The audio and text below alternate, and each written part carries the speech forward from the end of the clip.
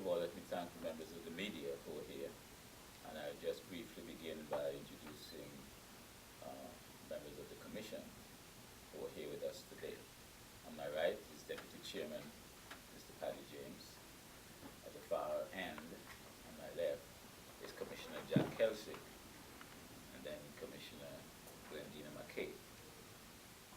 Mr. Gary Peters is our Chief Administrative Officer, and right next to me is our Public Relations Officer, Mrs. Ann Harewood George, and I'm Chairman of the Electoral Commission. Today is a very important day in the life of the Commission, and I'd just like to give you a brief statement, and then Ms. George will make a statement, and we'll open it up for one or two questions. And I'm sure that the people of Antigua and Barbuda will be happy to hear what is going on at the Electoral Commission with regard to registration. Members of the media, on behalf of the Antigua and Barbuda Electoral Commission, I want to thank you for being here.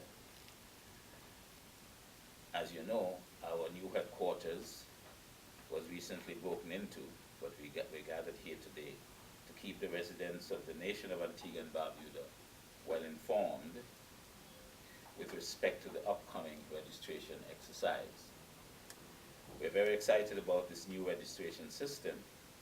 We have trained personnel who are ready to carry out this process. We were expecting to begin registration on the 23rd, but due to some unforeseen circumstances, we have been forced to change the start date to September the 30th. The Antigua and Barbuda Electoral Commission is urging people of Antigua to register, and despite the slight delay, we are confident that the process will go smoothly. We live in an incredible democracy, so it is crucial that we exercise our democratic right to vote. Obviously, this can only happen if we embrace the registration process. We want to assure the public that registration is indeed going to happen, and we will continue to update you about any new developments regarding this process as we proceed. Feel free to visit our Facebook page, which gives out pertinent information about registration. And of course, feel free to call the office of the Antigua and Barbuda Electoral Commission should you need any further information. During the upcoming week, we will be constantly upgrading and updating the information which we have and which you have with the good help of the good press, and making certain that all media is apprised of our progress. But indeed, let me just summarize by saying September the 30th will begin the process, and we'll go through until October the 25th. And we believe that most persons who would like to register will register and prepare themselves to vote in the next election. Mr. George.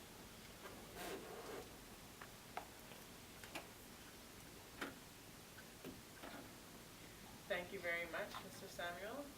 Good morning to the members of the media, and thank you so much for joining us this morning. I'd like to expand on the chairman's remarks. In order for us to make the change from a paper system to an electronic one, substantial changes to the law had to be made. In the process of making these changes, we had to come to a halt because the Electoral Commission's operations were suspended for a few months due to a court case.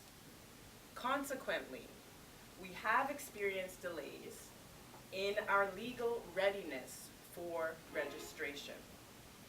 We anticipate that on Tuesday, September 24th, at a parliamentary sitting, the modifications to the amendments will be finalized. This will enable us to proceed with the registration process as planned. At this time, I will take 4 questions from the media. Thank you. Just 4. Alex, and to your chronicle, since we've lost, we are going to lose roughly 7 days from the re-registration process, the mass re-registration process. Wouldn't it be fair for that 7 days to be reattached at the end of October rather than to end it on the same conclusion date on October 25? Thank you so much for your question, Alex. The answer to that is, although there is a 7-day difference, we anticipate that everybody who wants to register will be able to do so. And we also want to inform the public that registration will be continuous thereafter, so they will indeed have the opportunity to register after that period. Okay, Kyle Christian, Observer Media. There was a lot of talk earlier about the Electoral Commission meeting with the Immigration Department to finalize and decide on how non-nationals of Antigua and Barbuda can prove residency, that they're sufficiently living here for a sufficient amount of time to qualify to vote. Can you give us a breakdown in terms of what was decided upon and how those non-nationals of Antigua and Barbuda can prove that they've been here for at least 7 years? Kyle, thank you very much for your question. As all of you know, there have been some changes in terms of non-nationals and Commonwealth citizens. They do have to be living here for 7 consecutive years. So in terms of what they need is, they need a passport, they need proof of citizenship, and they need proof of residency. So the way we look at that is we would be looking at their passport, of course. Everybody's passport when you go in and out of the country is stamped, we look at that. And then in terms of proof of residency, just like citizens of Antigua and Barbuda, when you're in a constituency for 6 months, you should have proof of being in that constituency, meaning a phone bill, a cable bill with your name, your address, that proves that you have been living in that constituency. What if none of my bills come in my name and I'm renting and the landlord chose not to transfer anything to me? So I'm getting all my phone bills, water bills, electric bills come in her name, but I paid, of course, and I do live there.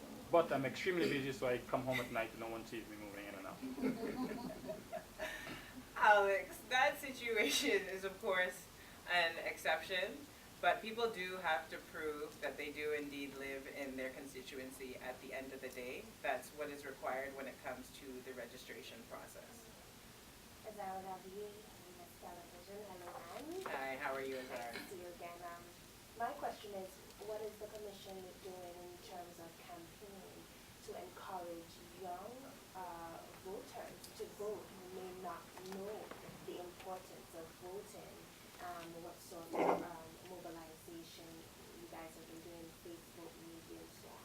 Okay, that's an excellent question, Azara. And of course, our young people are critical to the democratic process.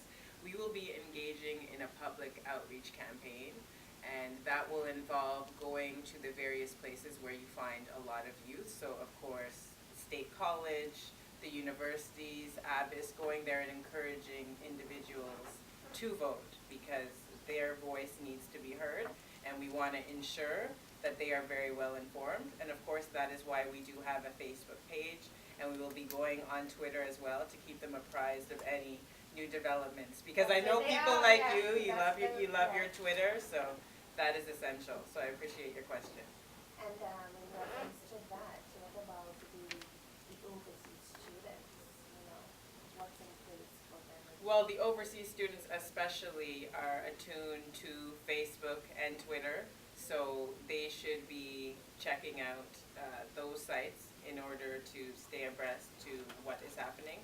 And of course, even overseas students have to come and register in person, but they do need a letter from the Director of Education that states that they have been abroad and are currently studying. And once they have that letter, along with their passport or a valid photo ID and birth certificate or baptismal certificate, and of course proof of residency, they can register. They also have to make sure that before they left to study abroad, they have proven that they have been in that constituency for 6 months. Thank you for your question. I'd just like to, just a minute, I would just like to make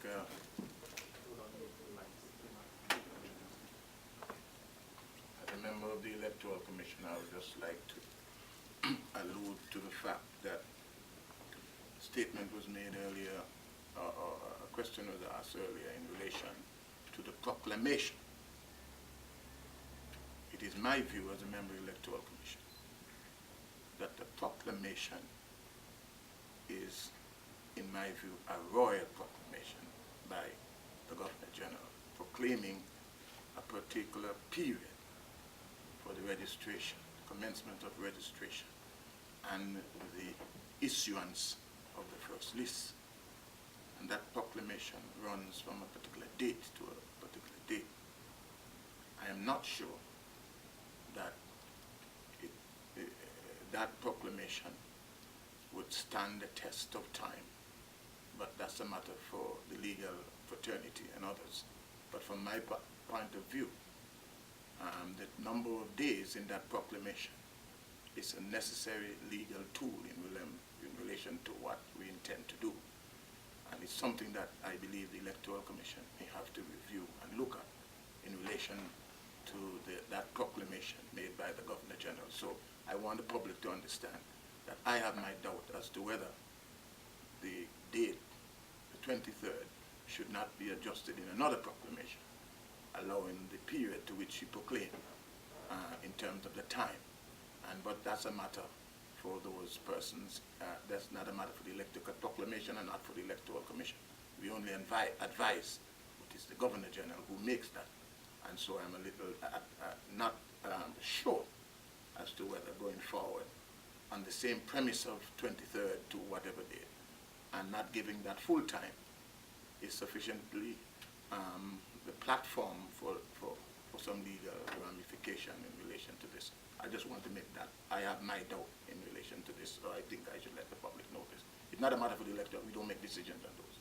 Those are matters for the executive arm of government.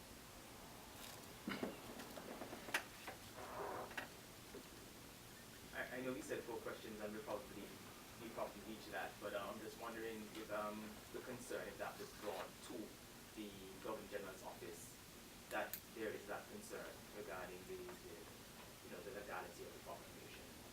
Well, my saying it now may the executive arm of government who is responsible for those matters would have heard what I said. Maybe they could take it from there. Thank you very much, Deputy Chairman. Mr. James, Chairman Mr. Samuel, thank you very much for your comments today, and I want to thank all of you for your questions.